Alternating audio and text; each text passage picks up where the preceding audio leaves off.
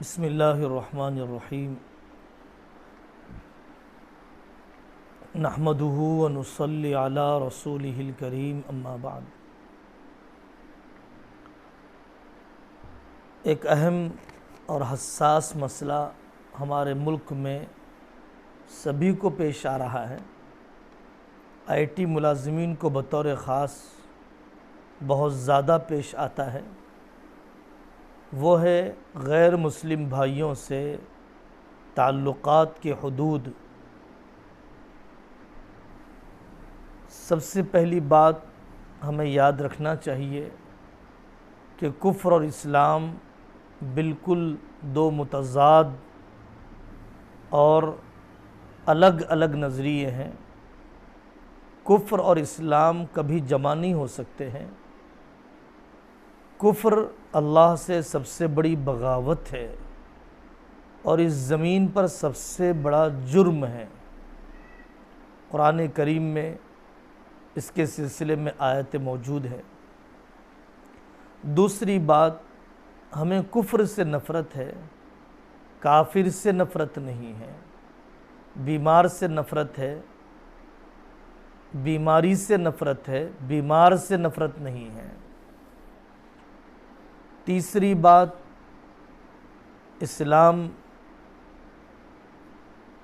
ان بھائیوں سے جو ہمارے وطن میں ساتھ میں ہیں یہ حکم دیتا ہے کہ ان کی رواداری، ان کے ساتھ اپنائیت ہم وطن ہونے کی وجہ سے، پڑوسی ہونے کی وجہ سے، ہم پیشہ ہونے کی وجہ سے، ہم کمپنی ہونے کی وجہ سے ان کے ساتھ اخلاق اچھے برتنے چاہیے۔ ان کے مذہب کا احترام بھی اپنی جگہ پر ہوگا اور اپنے مذہب پر پوری استقامت کے ساتھ، پورے جماؤ کے ساتھ ہمیں رہنا چاہیے۔ لکم دینکم ولی دین۔ دشواری جب پیش آتی ہے جب Dussehra, Diwali, Christmas Day, New Year, birthday وغیرہ کے جب تہوار پیش آتے ہیں، سیلیبریشنز پیش آتے ہیں، گنیش ہمارے ملکوں میں اور یورپین کنٹریز میں، تو کیا ہیپی دیوالی، دیوالی مبارک انہیں کہا جا سکتا ہے؟ راکھی کیا بندھی جا سکتی ہے؟ کیا اس کی رسم کو قبول کیا جا سکتا ہے؟ دیکھیے، آپ بیماری میں ضرور عیادت کیجیے، گھروں پر جائیے، اس کے گھر میں والد کا، والدہ کا، بیوی کا، بیٹے کا انتقال ہو، پرسہ دینے کے لیے جائیے، ایک دو دن کا کھانا پہنچائیے اس کافر بھائی کے گھر پر۔ اللہ نے گنجائش دی ہے، ضرور اس کو قرض دیجیے۔ اگر وہ کسی وجہ سے غیر حاضر ہوتا ہے تو آپ اس کا کام کر کے دیجیے۔ اسلامی تعلیمات کو اس تک خوب پہنچائیے۔ اسلام نے جو انسانیت کا سبق دیا، اسلام نے اذان میں کیا سنایا، حضرت محمد صلی اللہ علیہ وسلم کی زندگی اور قرآن پاک کی تعلیمات ان کو ضرور بتلائیے۔ سیاسی موضوعات پر ہرگز بات مت کیجیے۔ نہ ہمارا یوگی سے تعلق ہے، نہ اویسی صاحب سے تعلق ہے، نہ ہم یوگی کے ترجمان ہیں، نہ اویسی صاحب کے ترجمان ہیں۔ ملازمت کی جگہوں پر پولیٹکس اور پولیٹیشنز کے بارے میں بات کرنا، ہر آدمی کے اندر استعداد بھی نہیں ہوتی اور یہ لوگ اس قابل بھی نہیں ہیں کہ ہم ان کو اسلام کا ترجمان بنا کر پیش کریں۔ ہر نظریے میں، ہر پالیسی میں، ہر ڈیسیشن میں، پرسنل لائف میں، غیر مسلموں کے ساتھ تعلقات میں۔ اس لیے اپنے آپ کو سیاسی تنازعات سے الگ تھلگ رکھیے۔ پولیٹیکل ویژن سے پولیٹکس نے پولوشن پیدا کر دیا ہے، آلودگی پیدا کر دی ہے فکروں میں، ذہنوں میں، اس کو درمیان میں آنے مت دیجیے۔ سیاسی عروج سب کچھ نہیں ہے، سیاسی عروج کسی کو ہمیشہ نہیں رہتا ہے۔ کرسیوں پر بیٹھنے والے بدلتے ہیں، ان کی خود غرضیاں، مفاد پرستیاں نہیں بدلتی ہیں، مکھڑے بدل جاتے ہیں، دلوں کی درندگی ویسی ہی باقی رہتی ہے، غربت ویسی ہی رہے گی، مہنگائی ویسی ہی رہے گی، ٹیکس ویسے ہی بڑھیں گے، سڑکیں ویسی ہی رہے گی۔ سیاسی میدان میں کامیابی بہت لمبے سفر کو چاہتی ہے اور بہت ہی ہمہ اصلاحات کو چاہتی ہے۔ سیاسی موضوعات کو کبھی آنے نہ دیجیے۔ اب اس کے بعد میں آپ سے کہتا ہوں کہ میڈیائی پروپیگنڈے سے بھی متاثر نہ ہوئیے۔ نفرت کا جواب محبت سے ہی دینا ہے۔ خون کی صفائی پانی سے ہوگی، خون سے نہیں ہوگی۔ اب ٹھنڈے ماحول میں آپ پڑھیے تو صحیح کہ کرسمس کا تہوار کیا حقیقت رکھتا ہے۔ کیا حضرت عیسیٰ علیہ السلام دسمبر میں پیدا ہوئے؟ کیا حضرت عیسیٰ علیہ السلام ان تاریخوں میں پیدا ہوئے ہیں جو تاریخ دنیا بتلا رہی ہے؟ اس موسم میں پیدا ہوئے ہیں جو دنیا بتلا رہی ہے؟ کیا حضرت عیسیٰ علیہ السلام سے محبت کا تقاضا ہے کہ آپ ڈانس پارٹیاں کریں؟ کیا حضرت عیسیٰ علیہ السلام نے شراب کو جائز قرار دیا؟ کیا کرسمس کے نام پر حضرت عیسیٰ علیہ السلام کے چاہنے والے بدکاری، زناکاری کو جائز سمجھیں گے؟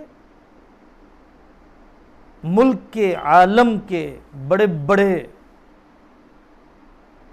فائنینشیل پرابلمز ہیں، جنگی حالات ہیں، بدترین بیماریاں ہیں، بہت زیادہ بے روزگاری ہے۔ کیا حضرت عیسیٰ علیہ السلام کی محبت کا یہ اثر ہے کہ آپ ان کے نام پر ان کی پیدائش کی راتوں میں اتنی بدتمیزی کریں کہ پورے سال میں بدتمیزی نہ ہوتی ہو؟ کرسمس ٹری اور مختلف ایسا ڈیکوریشن کہ غریب کو جھوپڑی نصیب نہ ہو۔ بائبل میں اس کا منانا کہاں لکھا ہوا ہے؟ یہ عیسائی مذہب سے بھی اس سیلیبریشن کا کوئی تعلق نہیں ہے۔ ملٹی نیشنل کمپنیاں اپنے کاروبار چمکانے کا ایک حربہ، ایک مذہبی ہتھیار ہے جو وہ استعمال کر رہے ہیں۔ ایسے ہی آپ گوگل پر ہندو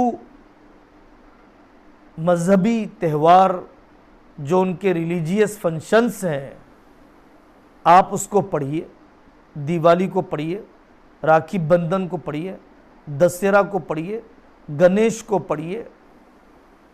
ہم مذاق نہیں اڑا رہے ہیں۔ آپ خود پڑھ کر بتائیے، کیا آپ اس تہوار پر مطمئن ہیں؟ ایک جگہ پر راوڑ کو خدا مانا جاتا ہے، ایک جگہ پر اس کو شیطانی علامت سمجھی جاتی ہے۔ اس تہوار کے منانے کے مختلف انداز ہیں اور اس تہوار کے اندر شرکیہ اثرات ہیں۔ کبھی بارش کے خدا کو راضی کرنا، کبھی کھیتی باڑی کے فصل کے خدا کو راضی کرنا۔ جب آپ دو بیویاں ماننے کے لیے تیار نہیں اس ملک میں، اور ایک شریف آدمی دو شوہر سمجھنے کے لیے تیار نہیں، تو ہم کروڑوں خدا کیسے مان سکتے ہیں؟ ہمیں نظریے سے دشمنی ہے، ہمیں آپ سے دشمنی نہیں ہے۔ اور ایسا ہو سکتا ہے ایک آدمی کیپٹلزم مانتا ہو، ایک آدمی کمیونزم مانتا ہو، ایک آدمی کچھ اور نظریہ رکھتا ہو، ایک آدمی کچھ اور نظریہ رکھتا ہو۔ محبت پیدا کرنے کا طریقہ نہیں ہے کہ میں اپنا مذہب چھوڑ کر آپ کا مذہب اپنا لوں۔ بلکہ محبت پیدا کرنے کا طریقہ یہ ہے کہ جو کامن پوائنٹس ہیں، جو مشترکہ پہلو ہیں اور جو ہمارے اہم ایشوز ہیں، ہم سب اس پر متفق ہو جائیں، اس پر ہم فوکس کریں۔ آپ عام دنوں میں ٹفن لا کر کھلائیے، عام دنوں میں بریانی پکا کر کھلائیے، مچھلی تل کے دیجیے، ضیافت کا حکم دیا گیا، گفٹ کا حکم دیا گیا۔ اگر سخت مجبوری ہو، بہت زیادہ سوتیلا پن اپنائے جانے کا اندیشہ ہو، آبرو اور ملازمت کے خطرے میں پڑنے کا بھی اندیشہ ہو، تو پھر مبارکبادی سخت مجبوری میں دی جا سکتی ہے، لیکن بچنا چاہیے۔ اور برتھ ڈے چونکہ کوئی مذہبی نہیں ہے، زندگی کا ایک سال کم ہوا، خوشی کی کیا بات ہے؟ آپ کی پیدائش سے کتنے ہزار لوگوں کو روزگار مل گیا، کتنے بھوکوں کو کھانا مل گیا، کتنے وظیفے مل گئے بیواؤں کو۔ آپ کی پیدائش سے کتنے بے گھروں کو گھر مل گئے۔ آپ کی پیدائش سے دنیا بھر میں کون سا بڑا ریولیوشن آ گیا کہ آپ کے پیدائش کا دن منایا جائے۔ اور آپ سے محبت کا تقاضا یہ ہونا چاہیے کہ آپ کے مشن کو بڑھایا جائے، آپ کی تحریک کو چلایا جائے، آپ کے چیریٹی اور آپ کے ریولیوشن کی ایکٹیویٹیز میں حصہ لیا جائے۔ صرف کیک کھا لینے سے میرا اور آپ کا پیٹ تو بھرے گا، لیکن کون سا ایسا بڑا کارنامہ اور کون سی بڑی تبدیلی اور انقلاب دنیا میں آ جائے گا؟ پھر بھی برتھ ڈے کا کیک کھایا جا سکتا ہے، دل جوئی کی جا سکتی ہے، اگرچہ بے فضول ہے، بے حقیقت ہے، اور عیسائیوں کی اوباش کی نقالی بھی ہے۔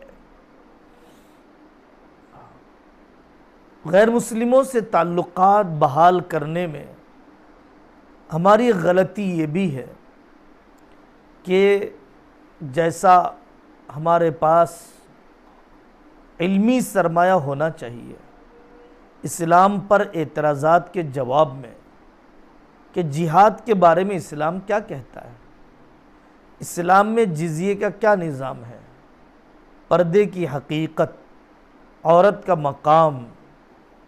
اسی طرح اورنگزیب رحمۃ اللہ علیہ، ٹیپو سلطان رحمۃ اللہ علیہ، مختلف تاریخی پرسنالٹیز کو ایشو بنایا جاتا ہے، قرآن کی مختلف آیتوں پر انگلی اٹھائی جاتی ہے۔ ان مسائل کے بارے میں جیسا شعور ہونا چاہیے، جیسا دو ٹوک نظریہ ہونا چاہیے، جیسا واضح جواب ہونا چاہیے اور قابل قبول بات ہونی چاہیے، وہ ہمارے پاس نہیں رہتی ہے۔ اس لیے ہم غیر مسلم بھائیوں کا دل جیتنے میں ناکام رہ جاتے ہیں۔ علماء سے رابطہ مضبوط کیجئے، اس سلسلے میں اپنی معلومات کو بڑھائیے، اپنے مطالعے میں اضافہ کیجئے، اور ان غیر مسلم بھائیوں کو مطمئن کرنے کی کوشش کیجئے۔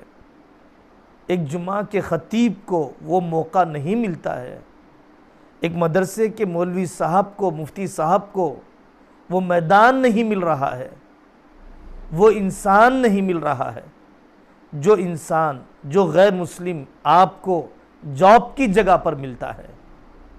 آپ مطمئن کیجئے طلاق کا نظام کیا ہے، آپ سمجھائیے حلالہ کیا ہے، دوسرے نکاح کی کیا شرطیں ہیں، دنیا کس طرف جا رہی ہے۔ لیو ان ریلیشن تو جائز ہے، لیکن دوسرا نکاح ناجائز ہے۔ ٹرانسجنڈر جائز ہے، مرد کا عورت بننا، عورت کا مرد بننا جائز ہے، لیکن کم عمری میں نکاح کرنا عیب ہے، کم عمری میں بالغ ہونے کے بعد نکاح کرنا عیب ہے۔ یہ کیسی بات ہے؟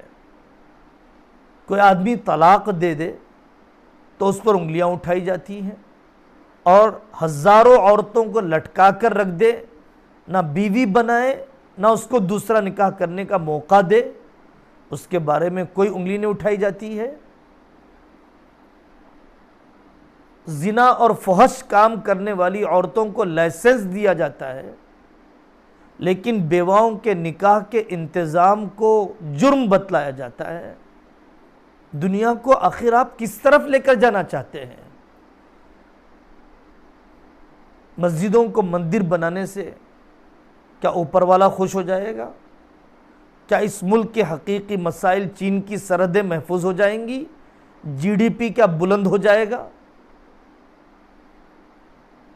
ایک گھر میں رہنے والے دو بھائیوں کے درمیان نفرت پیدا کر کے کیا اس گھر کو محفوظ رکھا جا سکتا ہے؟ پورے جسم میں صرف ہاتھ صحت مند ہو، پیر کی صحت کمزور ہو رہی ہو، تو کیا پورا جسم صحت مند کہا جائے گا؟ ایک قوم کو تو ترقی دی جائے، باقی مذہب والوں کو پیچھے دھکیل دیا جائے۔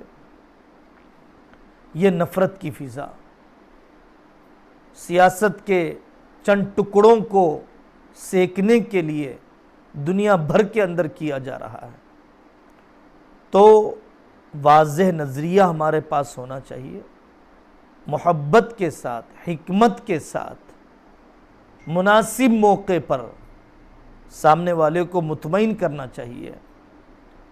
یہ غیر مسلموں سے تعلقات کے حدود ہیں۔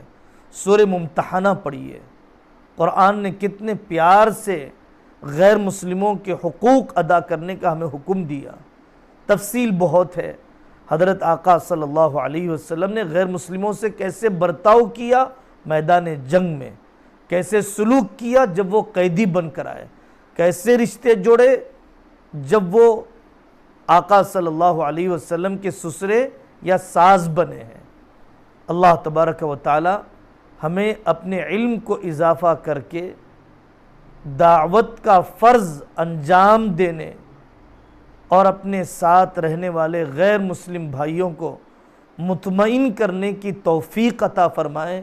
خود پہلے سیکھ کر ہم ایسے رہ رہے ہیں جیسے کوئی سمندر پار رہتا ہو۔ ہمارے اور غیر مسلم بھائیوں میں اتنے فاصلے ہیں جو ملکوں کے فاصلے سے بھی بڑے ہیں۔ ہم نے بہت موقع گنوا دیے اسلام کا تعارف کرانے کے۔ اب اضطراری طور پر اللہ تعالیٰ نے حالات ایسے بنائے ہیں، ہم اب تو کم سے کم اسلام کے تعارف کا فریضہ انجام دیں۔ یہ مشترکہ جرم ہے جو اللہ کے یہاں ہم سب کو مواخذے کے قابل بناتا ہے۔ اللہ توفیق عمل عطا فرمائے۔